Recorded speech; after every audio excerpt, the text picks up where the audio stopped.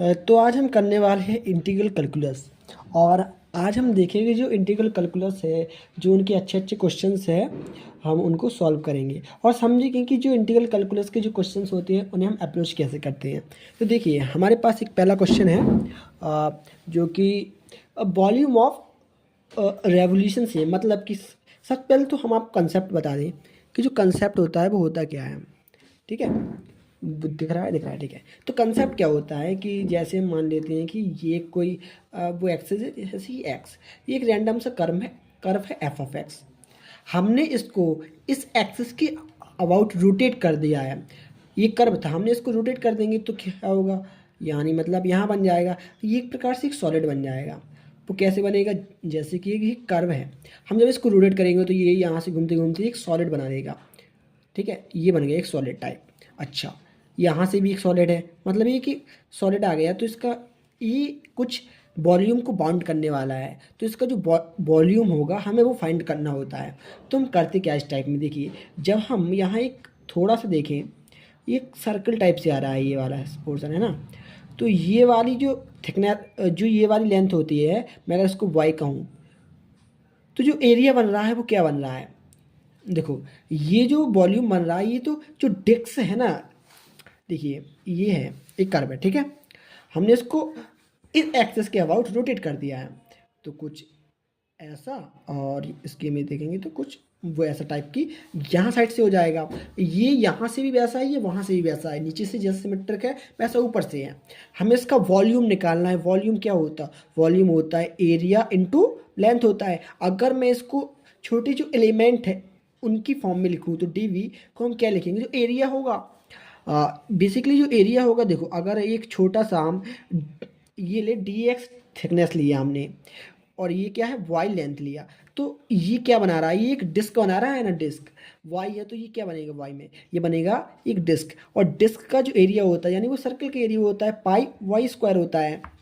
तो क्या हो जाएगा, पाई वाई स्क्वायर, और ये हो गया एरिया, और ये क्या है थिकनेस है, तो ये डी एक्स हो गया। ये हो गया वॉल्यूम एलिमेंट। यानी कि जब भी हमें वॉल्यूम निकालना हो तो इंटीग्रेट कर देंगे हम यहाँ से पाई वाई स्क्वायर डी एक्स, और यहाँ पे जो एक्स की लिमिट होगी इनिशियल, यहाँ एक फाइनल होगी। यहाँ तो हमने ये कह दिया कि जो एक्स एक्सिस के अबाउट निकाला है। अगर हम, ये क्या था, ये था एक्स एक्सिस के अबाउट, हमने इसमें थोड़ा सा इम्प्रूवमेंट कर दिया। हमने एक कोई लाइन को एक ड्रॉ कर लेते हैं, जैसे कि हमने एक कर्व है, और जैसे कि ये कुछ सर्किल, ये ले लिया कुछ सर्किल, ठीक है। और यहाँ पे ये एक लाइन है, y बराबर है कुछ ए है, ठीक है। और ये एक है एक्स एक्सिस, जो ये कर्व, मतलब जो ये सर्किल है ना, हमने क्या कर रहे हैं, इस सर्किल को एक्स एक्सिस के अबाउट रोटेट कर रहे हैं। मतलब जैसे कि ये रोटेट होगा तो ये एक प्रकार स्फीयर जैसा फॉर्म बना रहा है ना, सोचो ये एक यहाँ का प्लेन है, ये घूम रहा है स्फीयर बना रहा है ना। हमें निकालना है एरिया बाउंडेड बाय इस, हमने हमें निकालना है वॉल्यूम, हमें इस लाइन के अबाउट निकालना है। हमने यहाँ लिखेंगे, हमें निकालना है वॉल्यूम, वॉल्यूम, और हमें निकालना है बाउंडेड बाय वाई बराबर ए, एंड जो ये कर्व है, मतलब मैं अगर इसको कहूँ तो ये क्या होगा, x square plus y square बराबर, इसकी कुछ रेडियस होगी, हमने मान लेती है 1। हमें निकालना है ये। तो देखो ये इस लाइन के अबाउट रोटेट होने वाला है ना, ये इस लाइन के अबाउट रोटेट होने वाला है। तो देखो ये यहाँ से रोटेट हुआ, अब जैसा यहाँ से होगा वैसा ही यहाँ से होगा, समझना, ये इतना है तो ये इतना। तो हमें यहाँ पर निकालना क्या होता है, हमारा कंसेप्ट क्या होता है, वॉल्यूम पाई ऑफ, यहाँ लिखते हैं हम वाई का स्क्वायर डी एक्स, है ना। यहाँ होगी एक्स आई और यहाँ होगी एक्स एफ। और मैं अगर इसको वैसे टर्म में लिखूँ, दूसरे टर्म में हम इसको ऐसे भी लिख सकते हैं, y inside y initial y final pi of x square d y. अब देखो यहाँ पे हमें पहले वाई निकालना होगा। वाई यहाँ होगा क्या, हमें ये लाइन दे दिया गया है और ये कर्व है इसका बाउंडेड, तो ये वाली लेंथ जो ये है ना, ये होगा वाई। ये क्या है बेसिकली, इस कर्व में से अगर मैं इसको घटा दूँ तो आ जाएगा ना ये, है ना। मतलब कि हम इसे कैसे लिखेंगे, ये क्या हो जाएगी, इनिशियल, और ये हो जाएगा इसका एक फाइनल वैल्यू, ठीक है। ये आ रहा है ना समझ में, हमने यहाँ लिख दिया इनिशियल, यहाँ लिख दिया फाइनल। अच्छा, पहले अगर मैं टोटल लूँ, मतलब जो यहाँ से यहाँ तक का होगा वो क्या होगा, हमेशा upper curve minus lower curve करते हैं हम। जो जो अपर है जो लोअर, और लोअर में हमेशा हमें लाइन ही दी जाएगी। हमें जो अपर कर्व है वो क्या है, ये है, यानी कि अगर x square plus y square बराबर 1 है, तो जो अपर कर्व होने वाला है वो अपने पास 1, और इसको हम वो लिख सकते हैं 1 माइनस एक्स स्क्वायर लिखेंगे, ठीक है। और जो लोअर का कर्व होने वाला है वो क्या है, वाई बराबर ए है। अच्छा, तो हम लिखते हैं पाई ऑफ, पहले वाई स्क्वायर लिख दें, और जो लोअर है वो क्या है, ए है, यानी कि पाई ऑफ ए का स्क्वायर कर दिया। अच्छा, वाई ये है अपने पास अपर कर्व। अब यहाँ हमें वाई स्क्वायर लिखना है, तो वाई स्क्वायर क्या हो जाएगा, यहाँ से वाई स्क्वायर बराबर 1 माइनस एक्स स्क्वायर हो जाएगा, है ना। डीएक्स कर देंगे तो ये हो जाएगा अपने पास X initial X final pi of, यहाँ लिख देंगे 1 माइनस एक्स स्क्वायर माइनस का ए स्क्वायर और डी एक्स। ये आपका बन जाएगा कंसेप्ट इस टाइप के सवाल लगाने में। तो आपको याद क्या करना है, आपको ये याद करना है, पहला, अगर ये कोई कर्व है रैंडम एफ ऑफ एक्स, ये कोई एक्सिस है एक्स एक्सिस, तो वॉल्यूम जो बाउंडेड होगा वो क्या होगा। अगर हम एक्स एक्सिस के अबाउट रोटेट कर रहे हैं तो हम यहाँ पर एक्स की लिमिट लेंगे। अगर वाई के अबाउट होता तो वाई की लिमिट लेते हैं हम। यहाँ लिख दिया पाई वाई स्क्वायर और यहाँ लिख दिया डी एक्स, ठीक है। अब आता है दूसरा हमने अभी अभी आपको बताया, ये फर्स्ट पॉइंट हो गया। दूसरा बताया क्या, अगर एक कोई कर्व है और एक कोई लाइन है, ठीक है, वाई बराबर ए क्या है, कर्व है एफ ऑफ एक्स। हमें फिर निकालना है इन दोनों का बाउंडेड, ये कुछ जो ऐसा जा रहा है, ठीक है, हमें निकालना है इन दोनों का बाउंडेड। अगर इसको रोटेट कर दे इसके अबाउट, तो जो बाउंडेड रीजन होगा वो क्या होगा। तो यहाँ करना क्या है, वही एक्स यहाँ लिखेंगे इनिशियल जो यहाँ पर हो रहा है, यहाँ लिखेंगे final pi of y square minus जो ये है ए स्क्वायर और डी एक्स हो जाएगा। अगर आपको ये आ गया होगा समझ में, तो हम अब इसका लगाएंगे सवाल। तो एक सवाल है, ये सवाल है YIT JEM 2018 का। सही से दिख रहा है सही से, ठीक है। तो ये सवाल क्या है, JEM 2018 का सवाल है। यहाँ पे एक रीजन है, और वो YZ, देखो डी रीजन है, D in the YZ plane bounded by the line and ये रीजन है इन द YZ प्लेन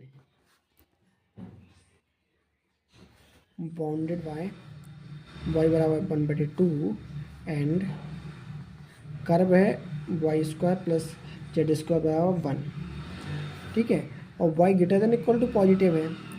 अब हमने d को रिवॉल्व किया है अबाउट जेड एक्सिस, जैसा कि हमने अभी आपको बताया था। यहाँ अगर हम इसके साथ में एक्स एक्सिस के अबाउट रोटेट कर देंगे तो क्या होगा, जो ये वाली है और जो ये वाला है, अगर इन दोनों घटा के हम, मतलब कि ये upper curve minus lower curve का फॉर्मूला लगाए तो इससे हो जाएगा, है ना। वही है यहाँ पे ये है, और हमें बताना क्या है, बताना है d is revolve about the Z axis. तो हम बताना है वॉल्यूम ऑफ रिजल्टिंग सॉलिड, ठीक है। यहाँ पे हमें एक, ये क्या है, सर्किल की इक्वेशन है, ये YZ प्लेन है, तो हम क्या कर लेंगे, हम बना लिया, हमने ये वाई एक्सिस मान लिया, इसको जेड एक्सिस मान लिया। ये क्या है, एक सर्किल है, ठीक है। ये लाइन कौन सी हो जाएगी, y बराबर 1/2। अच्छा, अब हमने ये जैसे कि वाई स्क्वायर बराबर जेड स्क्वायर बराबर 1 है, हमें निकालना है वॉल्यूम। देखो ये बाउंडेड वाला पार्ट, यहाँ पहले से डी रीजन है, जो बाउंडेड वाला पार्ट है वो रोटेट करेगा। बाउंडेड वाला पार्ट यानी कि कुछ इस प्रकार से होगा, देखो ये अगर रोटेट होता जाएगा तो देखना यहाँ से ये होगा कुछ, और नीचे क्या हो जाएगा, नीचे भी ये, है ना। यहाँ पर ये बन जाएगा एक तो सिलेंडर, और ऊपर से क्या है, एक स्पीयर है। जो सिलेंडर और जो स्पीयर के बीच का जो ये वाला रीजन हो रहा है, इसका वॉल्यूम निकालना है हमें। तो हमें करना क्या है, वही होता क्या है, यहाँ जेड एक्सिस है तो हम यहाँ लिखेंगे जेड की इनिशियल वैल्यू, यहाँ final value pi. Upper curve क्या है, ये है ना, तो वाई स्क्वायर माइनस लोअर ये है 1/2 का होल स्क्वायर हो जाएगा, है ना। और यहाँ पर डी ऑफ जेड है तो जेड लिख देंगे। अब ये इंटरसेक्ट कहाँ करने वाला है, हमें ये भी पता करना होगा। तो अगर मैं y/2 को इसमें पुट कर दूं तो z की वैल्यू क्या आ रही है, जेड स्क्वायर बराबर आ रहा है 1/1 - 1/4, यानी कि z की वैल्यू आ रही है √3/2 प्लस माइनस का। ये क्या होगा, z की वैल्यू माइनस का √3/2, ये होगा प्लस का √3/2। अच्छा, यहाँ तक हो रहा है ना समझ में। यहाँ माइनस का ले लेंगे हम और यहाँ का ले लेंगे प्लस का पाई। अब हमें वाई स्क्वायर रखना है तो वाई स्क्वायर तो हम यहाँ से रख सकते हैं ना इजली। 1 - z² हो जाएगा, माइनस का 1/4 हो जाएगा, dz हो जाएगा। अब देखो यहाँ पे ये माइंड में हमेशा रहना चाहिए, जो इंटीग्रेशन की एक बेसिक प्रॉपर्टी होती है, ये एक इवन फंक्शन है। जब इवन फंक्शन हो और लिमिट माइनस इसे ए हो तो हम इसे ट्वाइस ऑफ 0 to a लिख सकते हैं, यानी कि √3/2 पाई। ये क्या हो जाएगा, 3/4 हो जाएगा माइनस का z² dz। अब हमें इसको इंटीग्रेट कर लेना है, 2 पाई बाहर कर दो और यहाँ बचेगा इंटीग्रेशन ऑफ 0 से 2 3/4 dz माइनस इंटीग्रेशन ऑफ 0 से z²/dz। ठीक है, अब देखो ये तो सिंपल से कैलकुलेशन है, ये आप खुद कर लेना। इसका जो आंसर आने वाला है वो मैं बता दे रहा हूँ, और जब आप इसको इंटीग्रेट कर लोगे तो आपका आंसर आ जाएगा √3/2 पाई आ जाएगा, ये आपका आंसर आ जाएगा। यहाँ पे कुछ नहीं है, वही फिर से मैं यहाँ लिख देता हूँ फॉर्मूला। पहला फॉर्मूला वॉल्यूम का, जब भी हम रिवॉल्व करते हैं यानी कि हम घुमाते हैं कर्व को, अगर मैं एक्स एक्सिस के अबाउट घुमाऊँ, यहाँ लिख दिया है मैंने एक्स एक्सिस के अबाउट, तो क्या करेंगे हम, यहाँ लेंगे वो एक्स की लिमिट, यहाँ कर देंगे π/y² dx।